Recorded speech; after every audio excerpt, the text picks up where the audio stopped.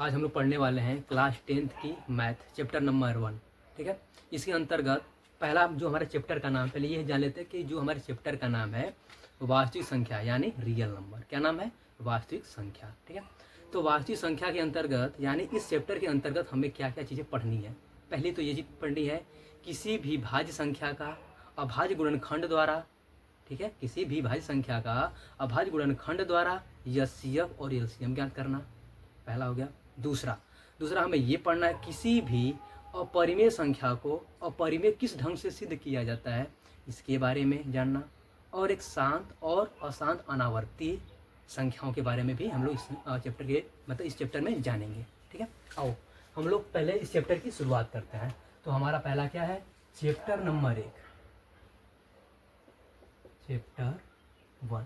क्या हो गया? चैप्टर 1। चैप्टर 1 का नाम है वास्तविक संख्या। चैप्टर 1 का नाम क्या है हमारा? वास्तविक संख्याएं। क्या नाम है? वास्तविक संख्याएं। तो पहले हम लोग जानेंगे कि ये वास्तविक संख्या होती क्या है। ठीक है, पहले तो हम लोग क्या जानेंगे, ये वास्तविक संख्या होती क्या है। तो वास्तविक संख्या वे संख्या होती है जिसका कोई संभव मान हो।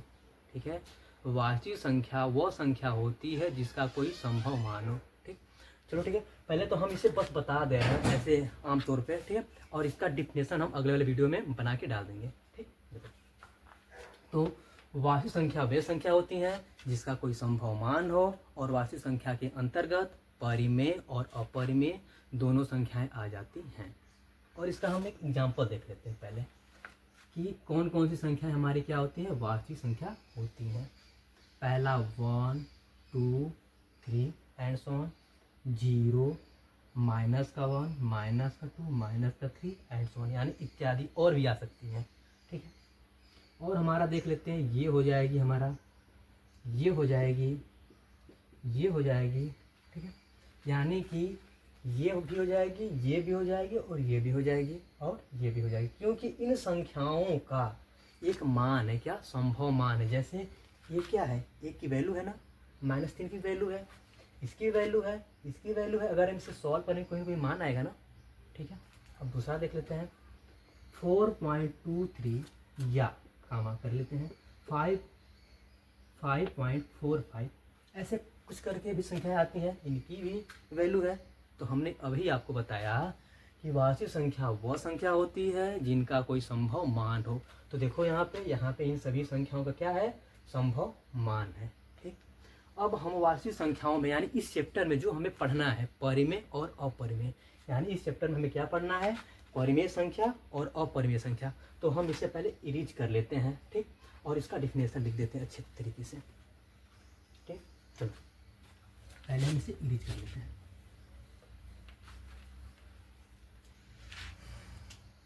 हमारा हेडिंग है वास्तविक संख्या, तो लिखेंगे वास्तविक संख्या।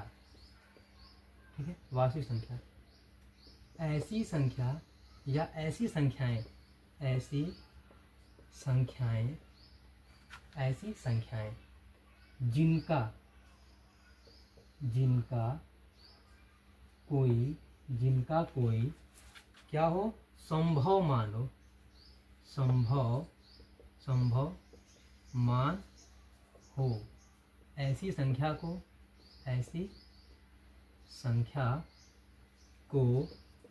वास्तविक संख्या कहते हैं। हमने अभी आपको क्या बताया, उदाहरण बताया हुआ था, लेकिन इसमें भी बता दे रहे हैं। देख लो एग्जाम्पल, जैसे 1 2 3 0, माइनस का 1 माइनस का 2 माइनस का 3 एंड सो ऑन, यानी कि ये प्लस की भी और सारी संख्याएं आ जाएंगी, माइनस की भी और सारी संख्याएं आ जाएंगी। बस हम आपको समझने के लिए इतनी संख्याएं लिख दे रहे हैं। और हो सकती हैं जो p/q वाली है, जो परिमेय में आ रही हैं। ठीक है, हमने अभी आपसे बताया कि वास्तविक संख्या के अंतर्गत परिमेय और अपरिमेय दोनों आ जाती हैं। ठीक है, क्या आती हैं, परिमेय और अपरिमेय दोनों आती हैं। तो देख लेते हैं।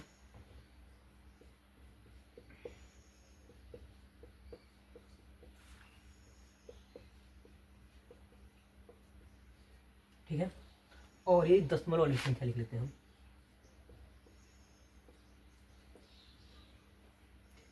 ये हमारी संख्याएं हो गई, ठीक है, ये हो गई। अब हम लोग जानेंगे वास्तविक संख्या के अंतर्गत परिमेय और अपरिमेय के बारे में, ठीक है। इतना नोट कर लो, बिता दे रहा उसको।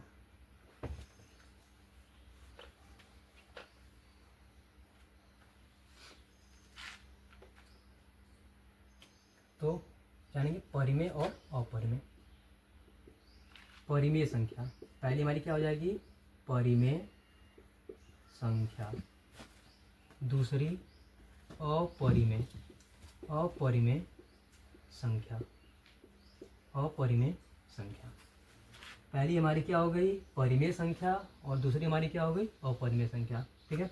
तो पहले हम जानेंगे परिमेय संख्या के बारे में, उसके बाद जानेंगे अपरिमेय संख्या के बारे में। तो पहले हम हेडिंग डाल लेते हैं परिमेय संख्या। क्या डाल लेते हैं हेडिंग, परिमेय संख्या। परिमेय संख्या, परिमेय संख्या, ठीक है। परिमेय संख्या वह संख्या होती है, तो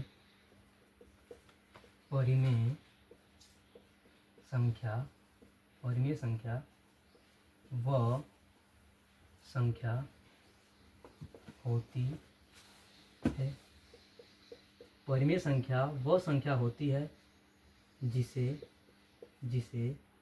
P by Q, P upon Q, यानी P बाई क्यू को P अपान क्यू के रूप में भी लिखा जा सकता है, मतलब वही सेम होता है। P बाई क्यू के रूप में व्यक्त किया जा सके, ठीक है, व्यक्त किया जा सके। इसमें एक कंडीशन होती है, यानी एक शर्त होती है। शर्त वो क्या होती है, जहाँ जो हमारा Q होता है, यानी कि पहला हमारा होता है न्यूमरेटर, सॉरी, यानी पहला हमारा क्या होता है, अंश होता है, और दूसरा हमारा क्या होता है, हर होता है। यानी P बाई क्यू के बारे में जब हम आपको बता रहे हैं, तो P का मतलब हमारा हो गया अंश, क्या हो गया, अंश, और Q का मतलब हमारा हो गया हर, क्या हो गया, हर। P का मतलब अंश, Q का मतलब हर, यानी कि परिमेय संख्या में, क्या, परिमेय संख्या में जो ये हमारा Q यानी हर है, ये कभी भी जीरो नहीं हो सकता है, क्या, जीरो नहीं हो सकता है। ये जो बराबर करके हमने काटा हुआ है, ये नॉट इक्वल है, यानी बराबर नहीं है, क्या है, बराबर नहीं है। जैसे इसका एग्जाम्पल देते हैं आपको, एग्जाम्पल ले लीजिए, देख लीजिए अच्छे से।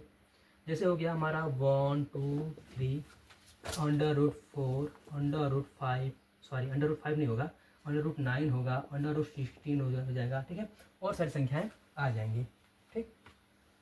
तो एक बार हम लोग फिर से अच्छे से पढ़ लेते हैं इस परिमेय संख्या के बारे में।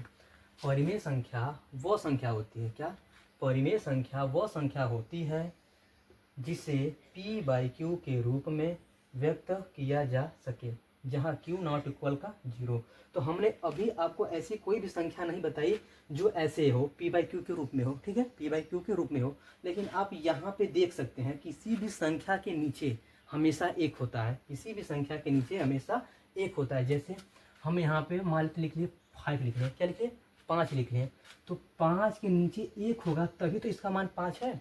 अगर इस संख्या के नीचे अगर जीरो हो जाता, इसका मान क्या होता, इनफाइनाइट हो जाता। क्योंकि हम लोग कभी भी जीरो के पहाड़े से 5 को नहीं विभाजित कर सकते, यानी कि जीरो के पहाड़े में कभी हमारा 5 नहीं आ सकता, यानी 5 नहीं आ सकता, इसलिए इसकी वैल्यू इनफाइनाइट हो जाएगी, ठीक। तो यहाँ पे हमें ये समझना है, क्या समझना हमें, कि ये P बाई क्यू के रूप में बनाने के लिए हम यहाँ पर अगर 5 भी यानी 5 भी लिख दे रहे हैं, क्या, 5 भी लिख दे रहे हैं, इसका मतलब ये है इस 5 के बटे में 1 है, अगर 4 है तो इसके भी बटे में क्या है, हमारा 1 है, ठीक है, क्या है, हमारा 1 है। इतना हो गया, इतना हो गया ना, तो ठीक है। आगे हम लोग लिख लेते हैं अपरिमेय संख्या। कौन सी, अपरिमेय संख्या।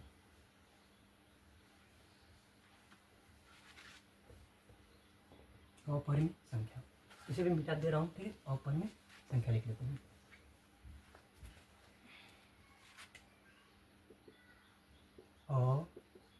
अपरिमेय संख्या, अपरिमेय संख्या।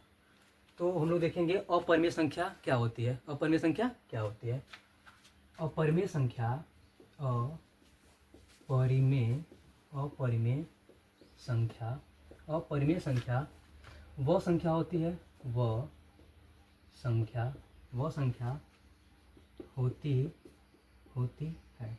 अपरिमेय संख्या वह संख्या होती है जिसे p/q के रूप में व्यक्त नहीं किया जा सकता है, व्यक्त नहीं किया जा सकता है। ठीक है, जैसे लिख सकते हैं √5, √5, √3, √7। ठीक है, ये क्या हो जाएगी, हमारी अपरिमेय संख्या हो जाएगी। ये हमारा अपरिमेय संख्या का क्या है, एग्जाम्पल है। ठीक है, अपरिमेय संख्या का एग्जाम्पल। अब हम लोग आगे देखेंगे अपरिमेय संख्या, यानी परिमेय और अपरिमेय तो हो गया। अब हम लोग देखेंगे अभाज्य गुणनखंड द्वारा किसी भी भाज्य संख्या का हम लोग एचसीएफ और एलसीएम कैसे ज्ञात करेंगे। ठीक है, चलो आओ देख लेते हैं, इसमें मिटा देते हैं। तो पहली बात हमें ये भी ध्यान देना होगा कि हमने अभी कहा कि भाज्य संख्या, ठीक, भाज्य संख्या का अभाज्य संख्या, यानी भाज्य संख्या का अभाज्य संख्या द्वारा, ठीक है, डिवाइड यानी भाग करके जो वैल्यू आएगी उससे हम क्या करेंगे, एचसीएफ और एलसीएम ज्ञात करेंगे। क्या करेंगे, एचसीएफ और एलसीएम ज्ञात करेंगे। तो पहले हम लोग जानें कि भाज्य संख्या क्या होती है और अभाज्य संख्या क्या होती है, तभी तो हम लोग आगे समझेंगे कि नहीं कैसे ज्ञात किया जाता है। तो पहला देख लेते हैं कि हमारी भाज्य संख्या क्या होती है। भाज्य संख्या पहले लिख लेते हैं, भाज्य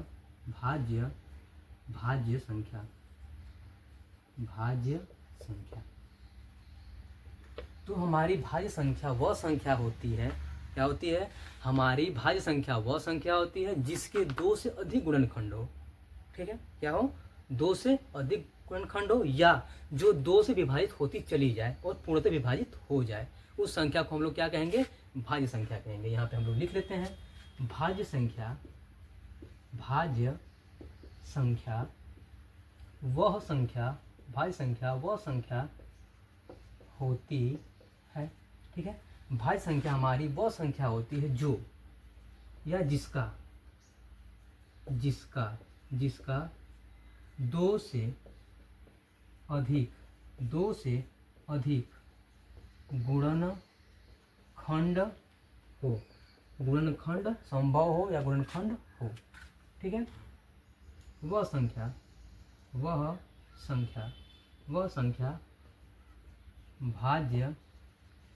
भाज्य संख्या कहलाती है।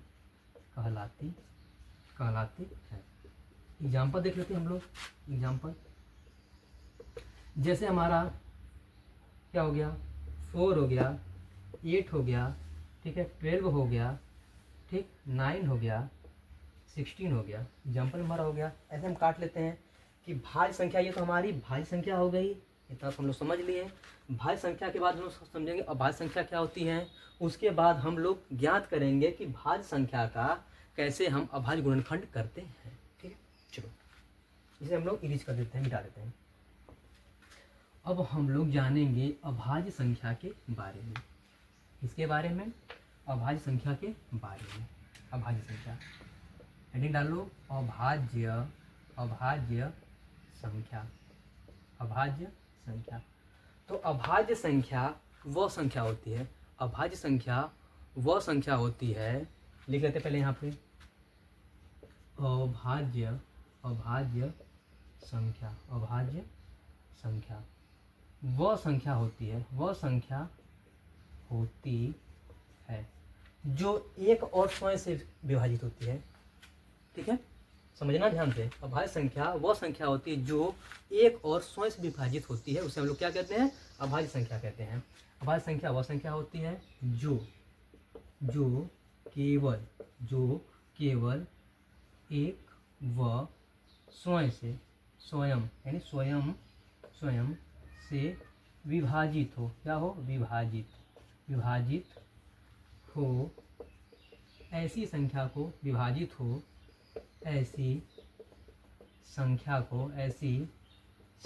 को हम लोग क्या कहते हैं, अभाज्य संख्या कहते हैं। क्या कहते हैं, अभाज्य संख्या, अभाज्य संख्या कहते हैं। ठीक है, अभाज्य संख्या कहते हैं। जैसे इसका भी एग्जाम्पल देख लेते हैं। क्या होगा इसका एग्जाम्पल ले लेते हैं। एग्जाम्पल क्या होगा, जैसे हमारा क्या हुआ एग्जाम्पल में, हमारा आएगा 3 आ जाएगा, 5 आ जाएगा, 7 आएगा, 11 आ जाएगा, यानी 11 आ जाएगा। देखो एंड सॉन और बहुत सारी संख्या आ जाएगी। तो यहाँ पे लिखते हैं इत्यादि, इत्यादि। जैसे अगर हमें जांच करनी हो कि 3 कैसे अभाज्य संख्या है और 5 कैसे अभाज्य संख्या है, तो इसके लिए हमारे पास एक मेथड है। देखो 3 में केवल 1 का डिवाइड जाएगा, कितनी बार जाएगा, 3 बार जाएगा, ये तो पूरी तरह कट जाएगा। ठीक, पहला ये हो गया। दूसरा 3 में केवल 3 का ही डिवाइड जाएगा, वो भी 1 बार जाएगा, और ये हमारा टोटल कट जाएगा। बात समझ में आ गई। ये हमारी क्या हो जाएगी, अभाज्य संख्या हो जाएगी। हमने अभी बताया अभाज्य संख्या वो संख्या होती है जो केवल एक और स्वयं से विभाजित हों, ऐसी संख्या को हम लोग क्या कहते हैं, अभाज्य संख्या कहते हैं। ठीक है, इतनी बात समझ में आ गई। आगे देख लेते हैं। आगे अब हम लोग समझेंगे अभाज्य गुणनखंड द्वारा, अभाज्य गुणनखंड द्वारा किसी भी भाज्य संख्या का एचसीएफ और एलसीएम ज्ञात करना। जैसे पहला तो सूत्र इसका एक होता है, क्या होता है, सूत्र होता है पहला देख लेते हैं, HCF into LCM, LCM equal का ए इंटू बी। ठीक, यानी कि ये हमारा क्या है, ये हमारा ए जो है ये हमारी पहली संख्या है, पहली संख्या। ये जो बी है, बी हमारी क्या है, दूसरी संख्या। क्या है हमारी, दूसरी संख्या। और इन्हीं संख्याओं का हमारा क्या है, एचसीएफ है और एलसीएम है। तो पहले हमें तो इतना देगा, हमें 2 संख्याएं देंगी। ठीक, पूछेगा और हमारा एचसीएफ पूछ सकता है, हमसे एलसीएम पूछ सकता है, या नहीं तो 2 संख्या देकर हमें एलसीएम दे के एचसीएफ पूछ सकता है, या नहीं तो हमें एचसीएफ और एलसीएम दे और एक इसमें से एक कोई संख्या दे दे और इसमें से कोई एक संख्या हमसे पूछ सकता है। ठीक है, ऐसी सवालें आती हैं। चलो तो हम लोग आगे देखते हैं। कोई एक सवाल ले लेते हैं, कोई एक भाज्य संख्या ले लेते हैं जिसका अभाज्य गुणनखंड द्वारा क्या ज्ञात करेंगे, हम लोग एचसीएफ और एलसीएम ज्ञात करेंगे। इसके लिए 2 विधि है ना, एक ये होती है, जैसे मान लेते हैं हमारे पास 24 है। क्या है, 24 है। तो 24 जो ये हमारा 24 है, तो 24 का अभाज्य गुणनखंड द्वारा क्या ज्ञात करेंगे, एचसीएफ और एलसीएम ज्ञात करेंगे। देखो पहला 24 है, तो 24 में हम ऐसी किस संख्या से भाग दें, ठीक, या इसे किस संख्या से काटें या डिवाइड करें कि ये टोटल कट जाए, ये टोटल कट जाए। तो ऐसी संख्या हमारे पास क्या है, पहले छोटी क्या है, 2 है। 2 से जब काटेंगे तो कितनी बार जाएगा, 12 बार। फिर 2 से काटेंगे कितनी बार जाएगा, 6 बार। फिर 2 से काटेंगे 3 बार, और फाइनली हमारा 3 से ये कट जाएगा। पहला हो गया। ठीक, क्या हो गया, पहला हो गया। तो हम पहली संख्या का तो केवल एलसीएम निकाल सकते हैं। हमने क्या कहा कि हम 2 संख्या जब होंगे तब उसका एचसीएफ ज्ञात करेंगे। क्या करेंगे, एचसीएफ ज्ञात करेंगे, क्योंकि इसमें यहाँ पे 2 संख्याओं का क्या है, 2 संख्याओं का एलसीएम और एचसीएफ क्या करना है, ज्ञात करना है हमें। ठीक है, चलो तो हम ऐसी 2 संख्या ले लेते हैं। हमारा मान लेते हैं हमारा एक चैप्टर, यानी पहला चैप्टर में जो प्रश्नावली 1A है उसकी कोई सवाल लेते हैं, या कोई अपने सवाल बता दे रहा हूँ। ठीक है, मान लेते हैं हमारे पास छोटी सवाल है, मान लेते हैं 8 है, यानी तो बहुत ले लो, बड़ा ले लो, मान लेते हैं इतना ही है। ठीक, मान लेते हैं इतना है। ये 2 चीज़ें हो गई, यानी हमारे पास 2 हो गए। ठीक, यानी 2 संख्या हो गई। पहले को ए, दूसरे को बी मान लो। पहले को क्या मानो, ए मानो, दूसरे को बी मानो। ठीक, अब हम इसका अभाज्य गुणनखंड द्वारा क्या ज्ञात करेंगे, एलसीएम और एचसीएफ ज्ञात करेंगे। ठीक, तो पहले हम इस संख्या का क्या करते हैं, अभाज्य गुणनखंड करते हैं। तो 225 का अभाज्य गुणनखंड करेंगे, इससे काटेंगे। पहले देखो, पहली बात तो इतना तुम लोग ध्यान देना, पहला क्या ध्यान देना है कि जो ये संख्या है, ठीक, जो ये संख्या है ये पूरी कट जानी चाहिए। ऐसा नहीं होना चाहिए कि नहीं हमने ये 22 है, 2 से काटे, हाँ कट गया और ऐसे लिख दिए, ये 5 को सेम लिख दिए, तो ये गलत हो जाएगा। ऐसे नहीं होता है ना, ऐसे नहीं होगा। तो पहले हम देखेंगे कि ये जो 225 ये किस से पूरा कटेगा।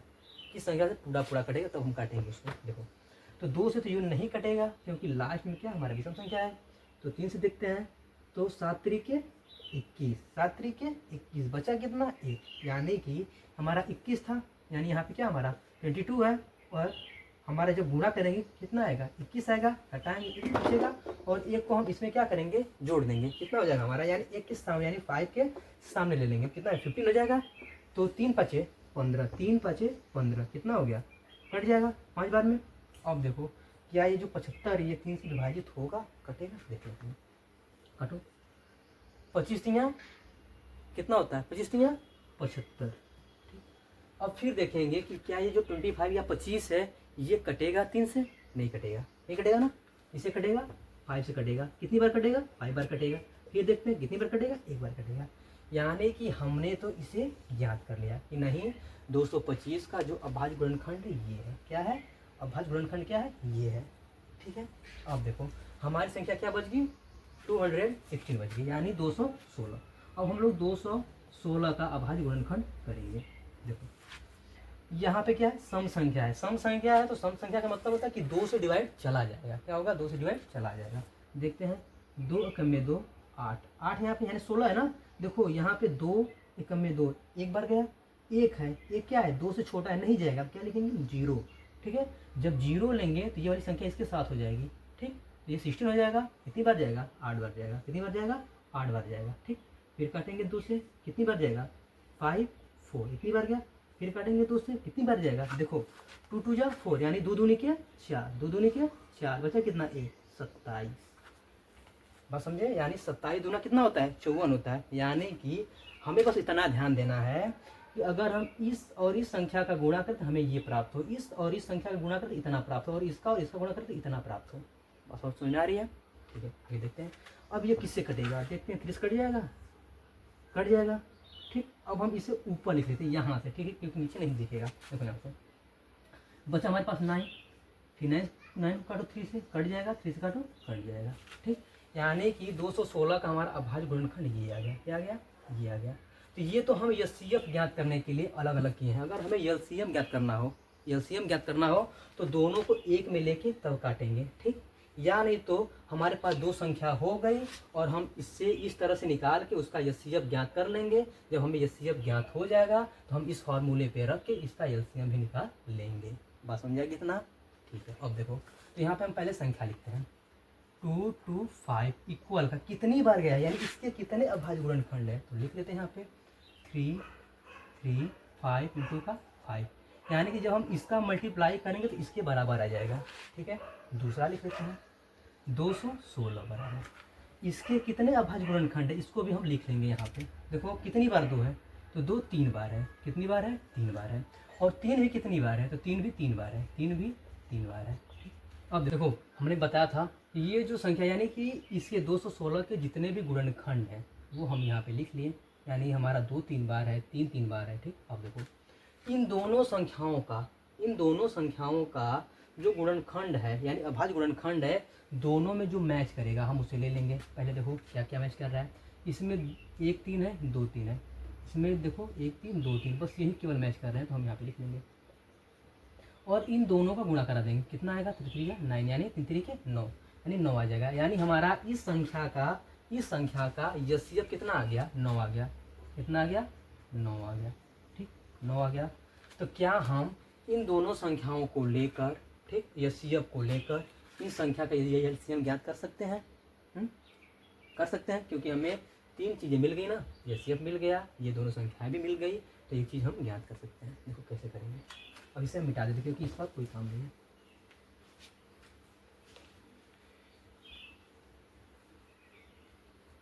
देखो एलसीएम हमारा कितना है 9 है, हमें एलसीएम ज्ञात करना है, क्या करना है एलसीएम ज्ञात करना है, बराबर का हमारी दोनों संख्याएं, क्या है हमारी दोनों संख्याएं 225 गुणे का कितना है 216, ठीक, कितना हो गया।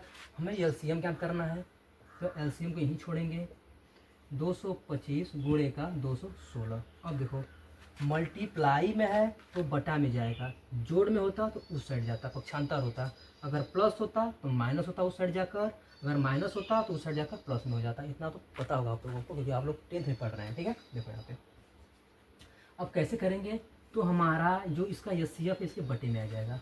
अब हम 9 से इसको काटेंगे, देखो 9 से कट जा रहा है, 9 से कट जा रहा है, ध्यान देना। 3 से इसे काटो, 3 से काटो, 7 तरीके 21, 3 5 15, 3 तरीके 9, ठीक। फिर 3 से काटो, 25 3 75, कितना हो गया, तो एलसीएम इक्वल का 25 इंटू का 216। अब इन दोनों का क्या कर लो, मल्टीप्लाई कर लो, हमारा ये एलसीएम आ जाएगा। ठीक है, क्या आ जाएगा, हमारा एलसीएम आ जाएगा, यही हमारा क्या हो जाएगा, उत्तर हो जाएगा। बात समझ में आ गई। तो हमने इतना पढ़ लिया, वास्तविक संख्याओं के बारे में जान लिया, परिमेय संख्या और अपरिमेय संख्या इसके बारे में जान लिया, ठीक। और अभाज्य गुणनखंड द्वारा किसी भी भाज्य संख्या का गुणनखंड कैसे ज्ञात करते हैं उसे भी हम लोग जान लें। अब रह गई दूसरी चीज़ क्या है हमारी, कि अपरिमेय संख्या को, ठीक है, किसी भी अपरिमेय संख्या को हम लोग अपरिमेय कैसे सिद्ध करते हैं या किस ढंग से सिद्ध करते हैं, इसके बारे में भी हम लोग देख लेते हैं। ठीक है, चलो इसको मिटा दे रहा हूँ।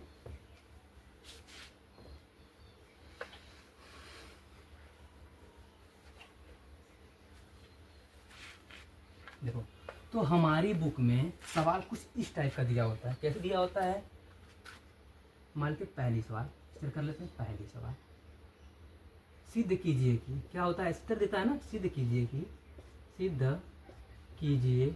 कि अंडर रूट में 3